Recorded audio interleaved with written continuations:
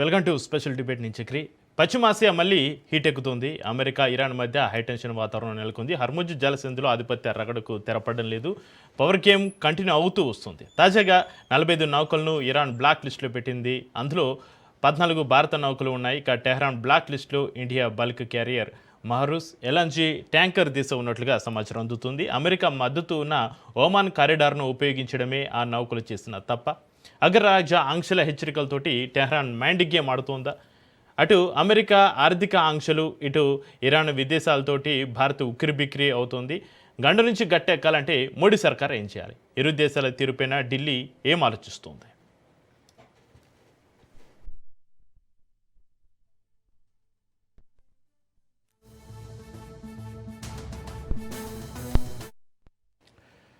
Hormuz జలసంధి గుండా వెళ్తున్న నౌకలపైన టెహరాన్ కొరడ జులిపించింది. 45 విదేశీ నౌకలను Persian Gulf Strait Authority black లిస్టులో పెట్టింది. ట్రాన్స్పోర్ట్ ప్రోటోకాల్స్ను పాటించకపోవడం, అమెరికా మద్దతు ఉన్న ఓమాన్ కారిడార్ను ఉపయోగించడం, అనేక నిబంధనలను ఉల్లంఘించడమే అందుకు ప్రధాన కారణం.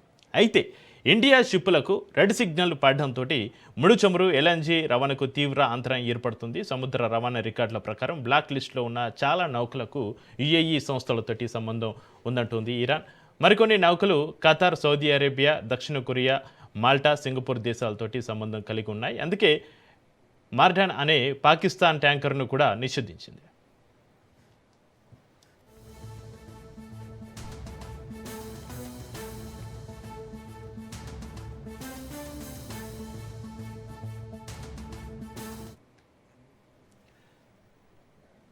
ఇరాన్ బ్లాక్ లిస్టులోని 45 నౌకల్లో దాదాపు 14 నౌకలు దెబ్బతిన్నాయి. ఇంటర్నేషనల్ మారిటైమ్ ఆర్గనైజేషన్ సైతం ధృవీకరించింది. ఈ ఘటనలన్నింటినీ కూడా దాడులుగానే United Kingdom Maritime Trade Operation వర్గీకరించింది. అయితే ఆ దాడులకు ఎవరు బాధ్యుల్లో యూకేఎంటీఓ చెప్పలేదు.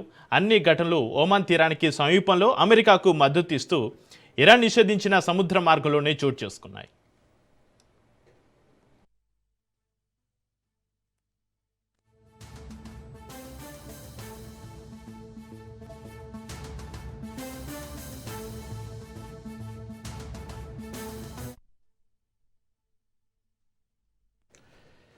ఇప్పటికే టెహరాన్ పైన ఒత్తిడి పెంచేందుకు ట్రంప్ ఆంక్షలు బటపట్టారు.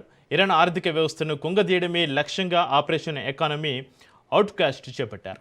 4 భారతీయ సంస్థలపైన నియంత్రణ విధించారు. అందులో Sadashiv Overseas Limited, PP Softech Private Limited, Prakritis Infra, Impex India Private Limited, Port Ease Partners LLP సంస్థలు ఉన్నాయి.